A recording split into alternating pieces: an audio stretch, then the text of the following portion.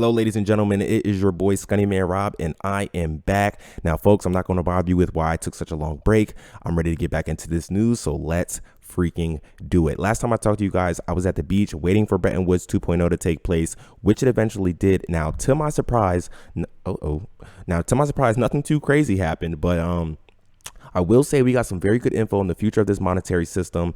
And one part that I would like to go over, and shout out to Hunter, Bitcoin NYC, this guy right here for this little recap. This is this tweet right here. I was privileged to attend Blotworks, the realignment conference in historic Bretton Woods, in the same hotel where the IMF was created on the 50th anniversary of Nixon abandoning the gold standard. Now, 10 days after the fact, below are insights that remain top of mind. And this is the one I wanted to go over with you guys very quickly. Lynn Alden Contact and Luke Gromman drop knowledge on the petrodollar and the future of U.S. hegemony. They inquired, what if China, Japan, and EU, the European Union, never need to buy U.S. treasuries again at the same time that the U.S. indefinitely needs to issue more such bonds? Now, a fun fact, China has an annual trading surplus of $800 billion if one excludes energy imports. The primary reason China holds the equivalent of 25% of its GDP in foreign reserves is because, hello, petrodollars, okay? So, which begs the question, what happens when China can secure oil in RMB denominated contracts? Hint, the world may well experience a financial network effect in reverse. Now, ladies and gentlemen, we already know this is happening and shouldn't even be a question, because a while back we got confirmation that China has made a deal with Iran to invest some money into them and to get some oil in return. Now, not only that, but the Chinese also have been making deals with Russia, the world's largest energy exporter. And the reason why China has to secure so much oil is because they want to increase their expansion and economic growth. So they'll need tons and tons of energy to do so. And both of these guys have been very vocal on the U.S. abusing their power. They hate the world reserve status. They both would love to see the U.S. topple over. I mean, it would be a wet dream for these guys, man. Ladies and gentlemen, we are seeing the creation of a new trade network right in front of our eyes. All this to say, we know this has everything to do with the BRI and the Bunter Leaf Clover map. Shout out to my guy, Brendan O'Connell. Now, we know that Vechain is the biggest blockchain provider in this area. They have all the standardizations, they have all the certification. So they're going to have a very big emerging market to essentially go out and take over. So at this point, guys, it's just a waiting game. Like, this is the easiest money we ever made. We put our money in, we sit back, and we let Vechain just do what they do. We already have knowledge of Vechain partnering up with huge energy companies in China like Shanghai Gas, ENN Energy, who else, etc. But something tells me we will be seeing much more energy companies hopping aboard the Vechain wave as we continue further along the line and as we continue to see issues with our energy supply lines, okay? All these issues we are seeing with the energy supply lines is supposed to be happening. They want it to be like this so they then can come offer us a solution. Now, in other news, Vechain just announced that they will be looking to launch the first phase of PoA 2.0 on the mainnet at the end of October.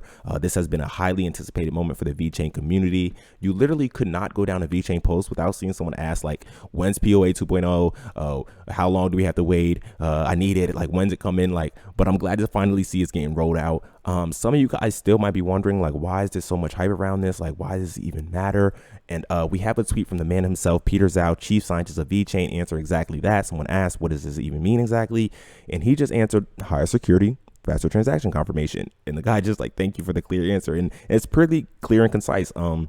All in all to say, PoA 2.0 is just going to be a faster, more secure version of its previous self that is also able to scale better with business needs, okay? And from a business standpoint, that's all they really want to know, and that's all they really care about. How is this making my goods or services better, and how is this going to elevate me over my competitors? So I'm glad to see the first phase finally being rolled out. We know big things are in store for Vechain, and this is just another milestone in the books. So before I go, a couple of days ago, we got news that Vechain has partnered with DHL, the logistics giant, and this partnership has been in talks for a while now. Many people have speculated in the past that we were going to see a partnership with these two, and sure enough, here we are. Now, Vechain was receiving some flack from a few people in the Vechain community about this being such a low-level use case for such a big partnership, and we just have to remind ourselves, guys, that even though we know this is going to be life-changing technology and we want it to be implemented as fast as possible, it just doesn't work that way, especially with such crucial information and data that these large enterprises are handling.